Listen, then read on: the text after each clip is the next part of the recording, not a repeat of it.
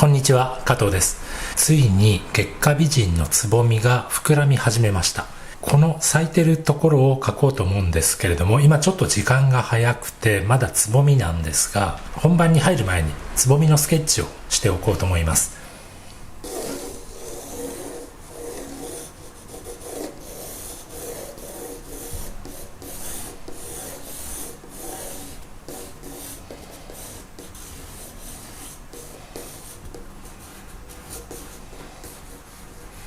なんかこれドリルのようにねじれながら、こんな風にねじれながら、何巻きっていうんですかね、左巻き、右巻きですかね、になっているつぼみ。周りになんか触手のような不思議なねものがいっぱいついてるんですけれども、茎が太いですよね。この辺から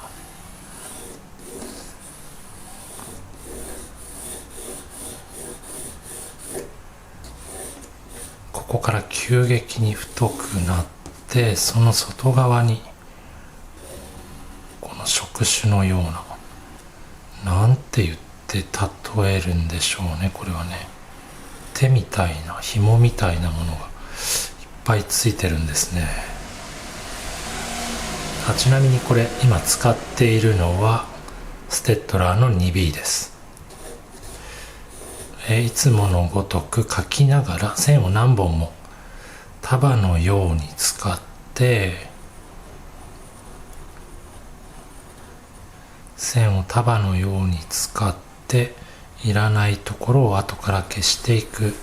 そういった進め方になります。で、見てて思うと思うんですが、先にこういう複数の線をいっぱい引いておいて、必要な線が最後に残ればいいなと思いつつ、流れというか動き、このくねっと曲がったこのカーブしたこの形を重視してるんですね。で、カメラのレンズの位置と私の目の位置、また微妙に違っていると思うんですが、それプラス実際のこの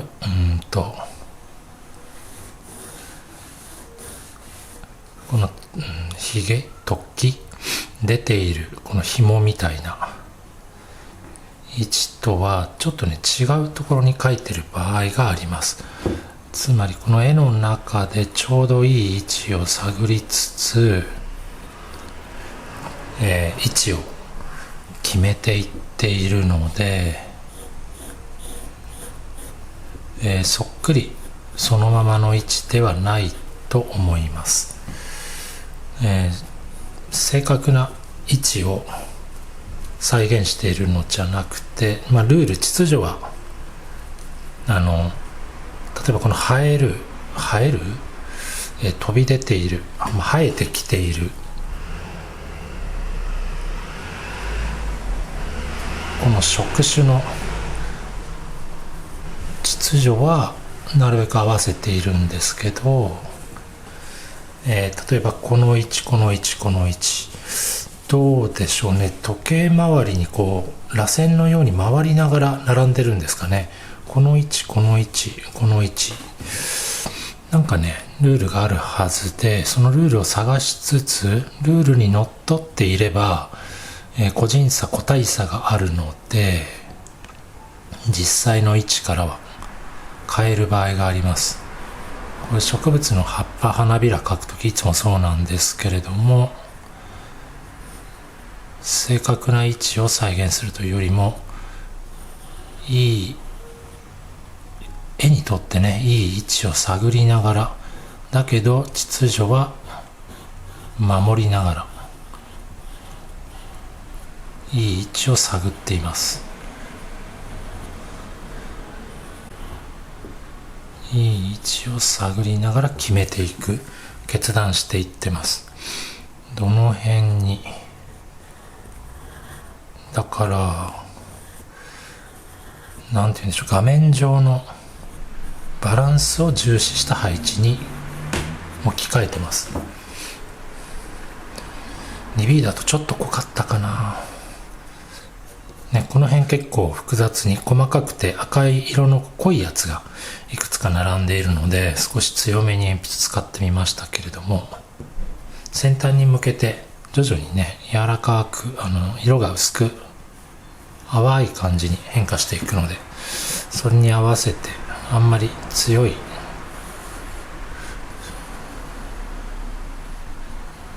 濃い線だけで描いていくとバランスが悪そうなので、どこかの時点で少し柔らかい鉛筆から硬い鉛筆に、色のあまり出ない鉛筆に変えていこうと思ってます。できるだけ滑らかな曲線で描きたいんですよね。シュッとした、らしさを、この花特有の柔らかさというか、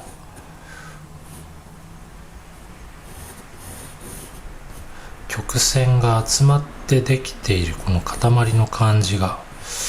うまくね出せるといいなと思うんですけど、一本一本の線を重視しすぎると全体感が損なわれちゃうんでね。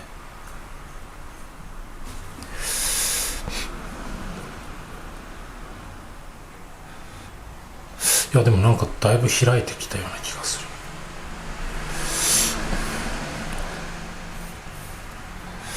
はい、ちょっとデフォルメする場所も出てくるかな。この辺ちょっと膨らんできたような気がしますね。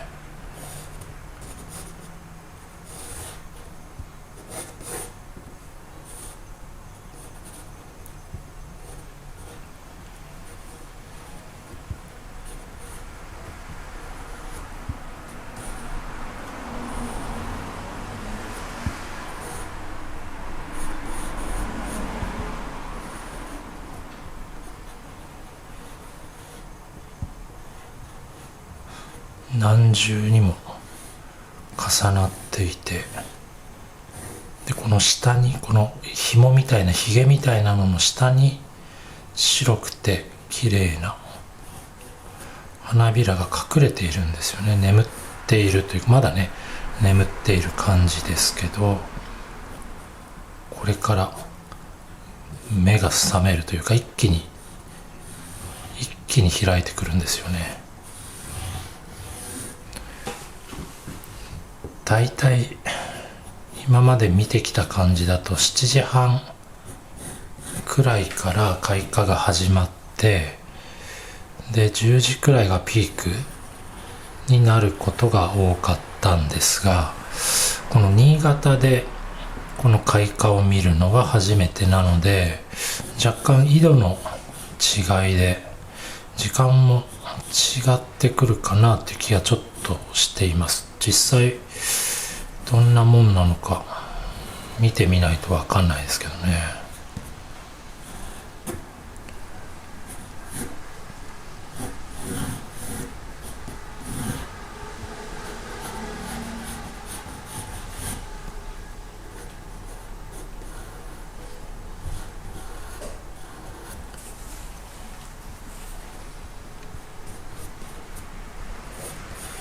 それにしてもこれ本当なんか異星人みたいな触手に近い、先端がヒュッと尖って、なんて言うんでしょう、立体的な髪の毛のようにも見えるし、でねじれているんですよね。時計回りにねじれて格納されている、収納されている感じ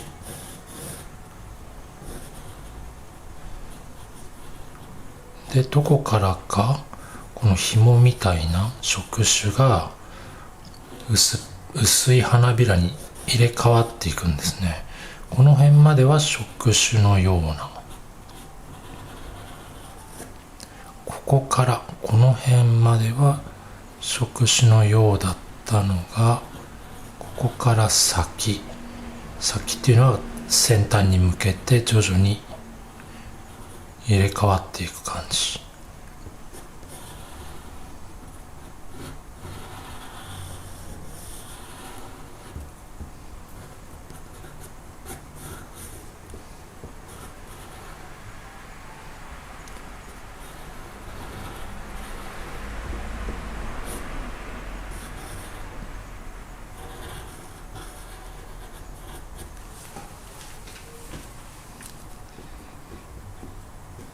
地球外生物みたいですね。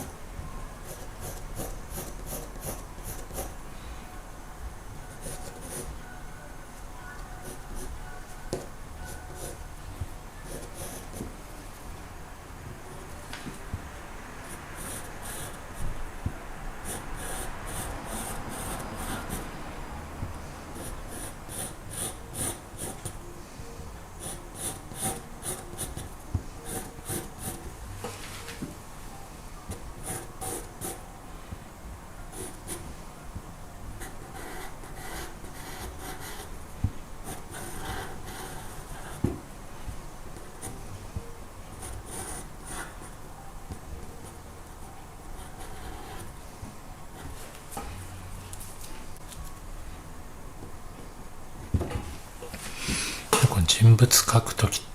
人物に限らないけど自然物描くときってちょっとした時間の経過で形が結構ね思ってるよりも変わっていくんですよね。でその変化していく形をその形にこうついていくというか変化に応じてついていくのが私は好きですね。どういうことかっていうと、前の形をなぞっていくと気づくとその位置が変わっている、変化しているのに合わせて形を毎回直していくってことです。変化に応じて毎回直していくって効率悪いようですけど、線をそうやって変える、ブラス、前の形を新しい形、線で上書きしていく方が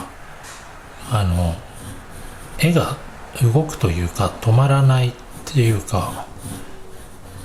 線が動きを、時間を表現してくれるのに役立ってくれる気がするんですね。なので前の形が変わっちゃったって言って落胆するんではなくて、変わって新たな形に変化したおかげでなんか躍動感だったり、なんて言うんでしょう、止まっていない感じ、時間の経過に合わせて絵がこう動いていく感じが出せるんじゃないかなと、その上書きするたびに思うんですよね。二重三重に前の線を否定しながら新しい線をこう引いていくわけですけど、前の線に似てるけれども、ちょっと違うと、そんな線を見つけながら、こんな風に変化したんだ、ずらしていく、ぶらしていく、そういうぶらしていく作業が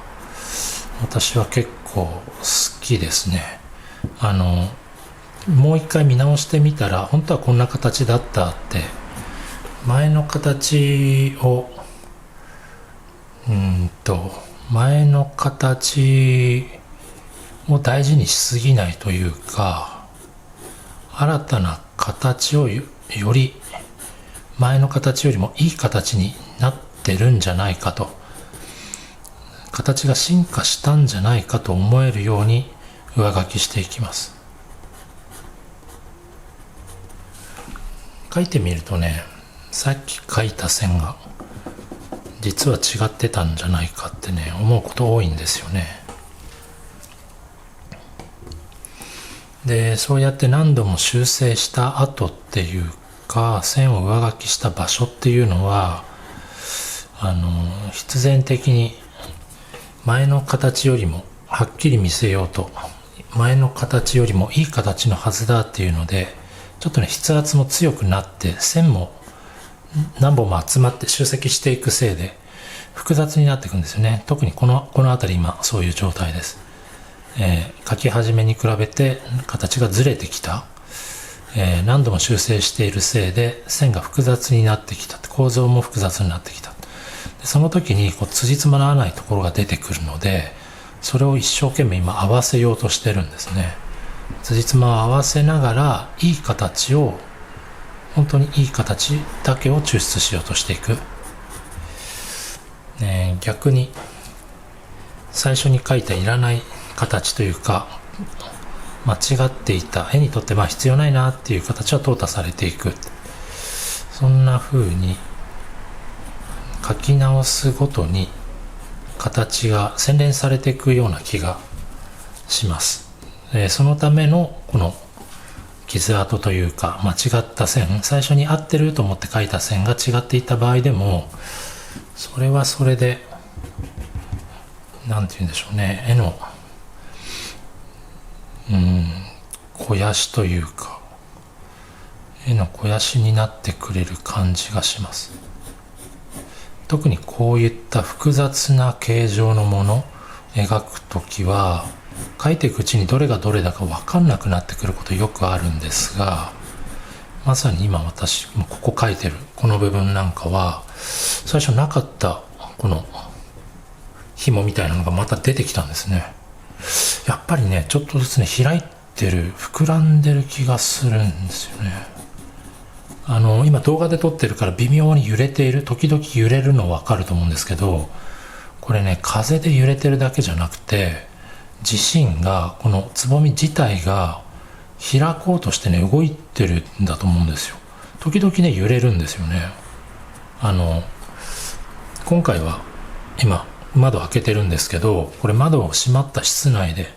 空気の動かないところで描いていてもやっぱり揺れるんですよ。でなんかね、この芽が出る時の連続写真みたいなのをこう縮めた、そういった動画、タイムラプスみたいなのあったりしますけど、あれも結構ね、茎が揺れて体をこう身震いさせながら開こうとしていく感じがあったりする。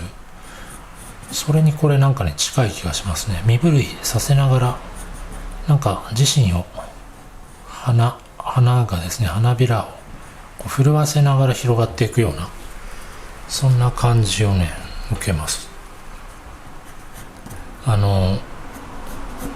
較的私はこうやってできるだけ現物を見ながら描く方が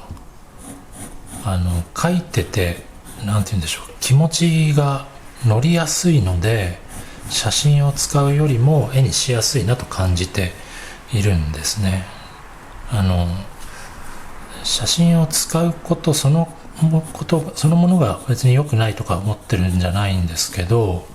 自分が実際に絵を描くときに現物のその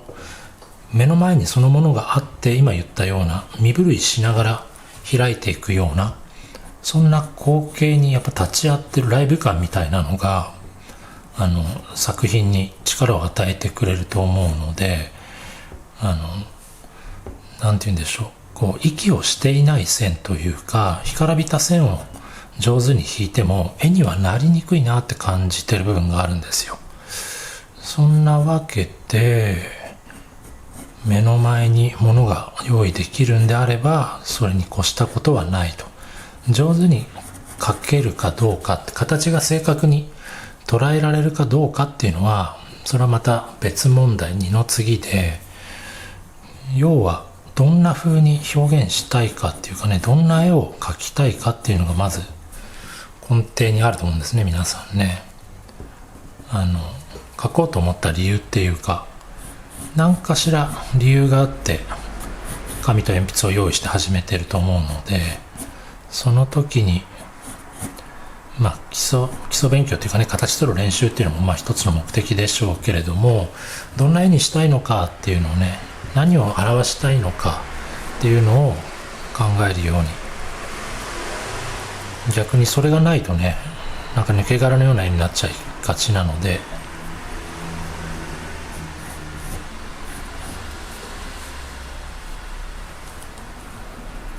この辺難しいですね。何が難しいって、このピンク色した外側の紐みたいな触手みたいなやつを形を追っかければ追っかけるほど、こういうなんて言うんでしょう、防水系のフットボールみたいな丸みがね、なんかおろそかになっちゃうんですよね。丸みがなかなか出てくれない。丸みを出すためにはこの筋みたいな触手みたいなものの形を追っかけるよりも、こういうカーブしている、そういう形状を追っかけていく方がいいんですよね。だけどその形をかけるのに表面にあるこの筋が邪魔をしてくると。筋が私がってこうね、主張してくるんですよね。主張してくるのをなんていうんですかね、なだめて透かして、その後ろにある立体感というか量感をなんとか探っていく、見つけていく、そんな風に追求していきたいんですけど、やっぱり視界に入ってくるんでね、これがね目立つんですよね。どうしてくれるんだってこうね、なんか言われてせっつかれてる感じですよね。